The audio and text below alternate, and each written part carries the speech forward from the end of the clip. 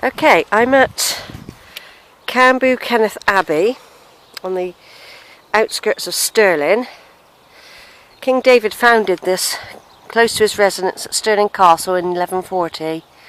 He would have been with Matilda, of course.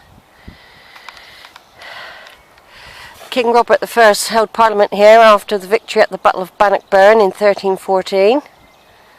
The Scots who opposed him were stripped of their titles and estates. 12 years later, another CambusKenneth Parliament agreed the line of royal succession to follow Robert that ultimately put the Stuart dynasty on the throne in 1371. The abbey was burnt down in 1383 by the army of the English King Richard II. It was reduced to ruins after the Protestant Reformation of 1560. Like many places that were destroyed, their brickwork was used to build other things. The freestanding bell tower is all that remains now. It survived because it was a useful lookout.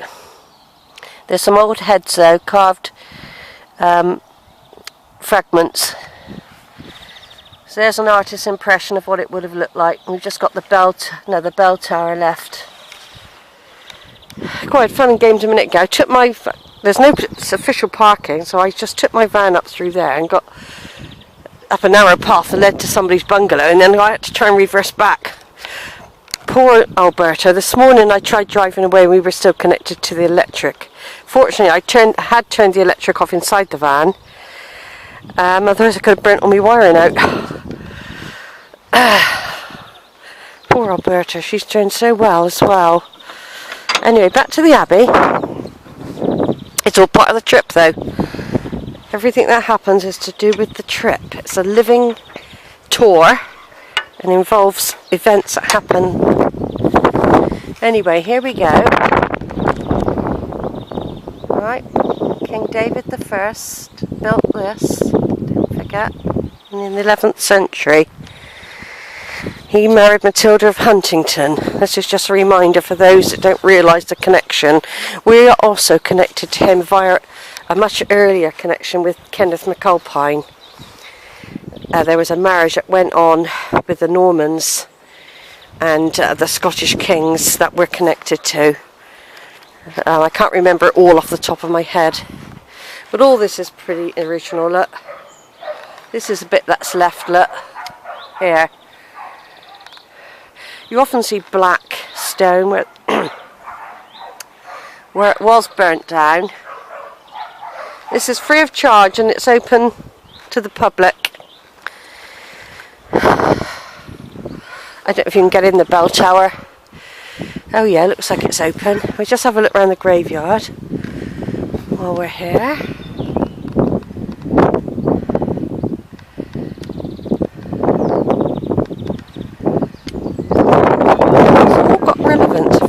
History, you see. I mean, this is tied up with the Battle of Bannockburn. The Parliament was held here after the battle, and the royal descendancy was decided as well. There's the Wallace Monument, which I climbed yesterday. Stirling Castle will be just behind here as well. There's the hills where I'm staying, very close to those, in the Witches Crag campsite. It's about the 15th of May 2014 now. Oh, so there's that little building where I was trying to reverse up a track and got totally stuck. Behind these trees there'll be views of the castle. There's a little bit of an old feature there, look, that bit there.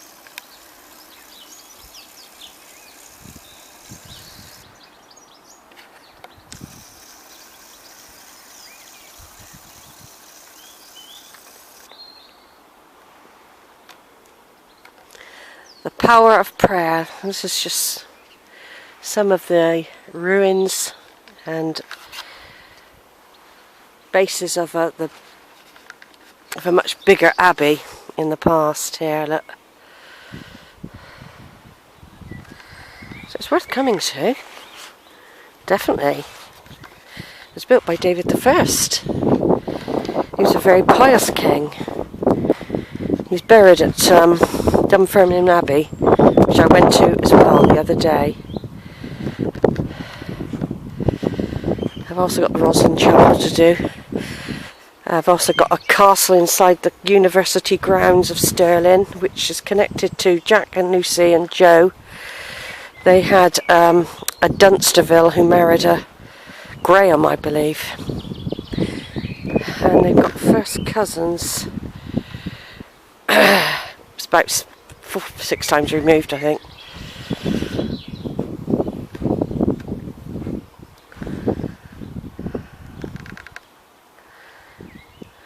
Alright, let's just go over here and read this tablet. Might be easier reading it from above. The canon's prayers were thought to speed the souls of the dead through purgatory. This power was at the heart of CambusKenneth's influence and prompted many generous donations to the Abbey. The power of prayer. It just shows an impression of what it would have looked like inside.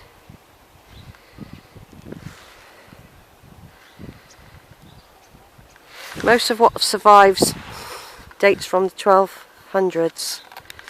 The bell tower is always freestanding. Its finest bell is said to have been lost while being transported across the Forth.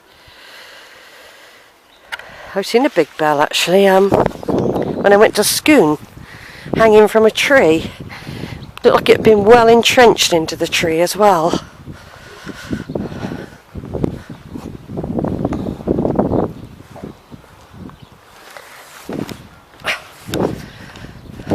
Yeah, so look at all the footings of the Abbey here. This is all pretty original.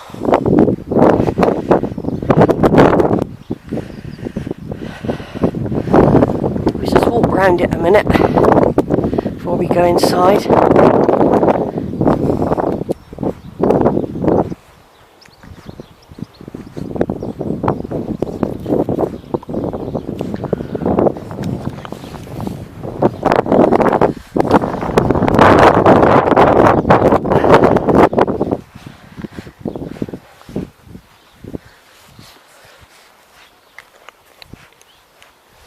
More footings.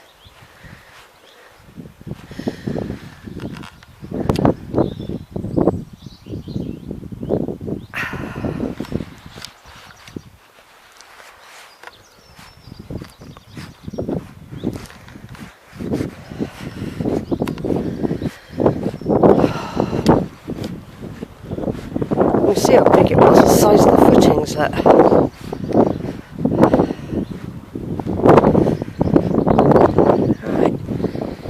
Inside now. It's not very big, it's just a tower, isn't it? Doesn't look like they let you go inside there though. It's probably the way up through spiral staircase. You've probably got to get permission to go up there. And the key, of course. Usual configuration of the ceiling.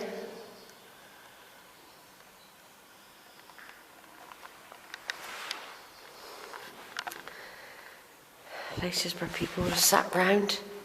I don't know how old these are. These could have been put on later. And all this brickwork. When it was given a bit of loving care. It's just a bell tower, a wooden ceiling. That could have. That's all going to be restoration work, isn't it? This is all original. It was with repair work done, of course. That ring there looks very modern though, new. That does. But the foundations, isn't it? That's going to be. So this is where David the First, he built this when he was at Stirling. Robert the Bruce held Parliament here. Imagine we're not in this bell tower. They would have been in the Abbey. But this place was here when all that went on. And it survived. Some little scratchings there on the...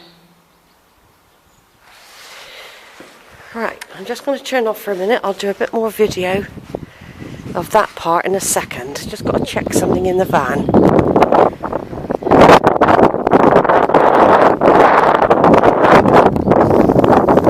Gargoyles at the top, gargoyles, whatever you call them. They were originally, because that's all been repointed and everything, see? Because there would have been a figure in there, as that would have been a window.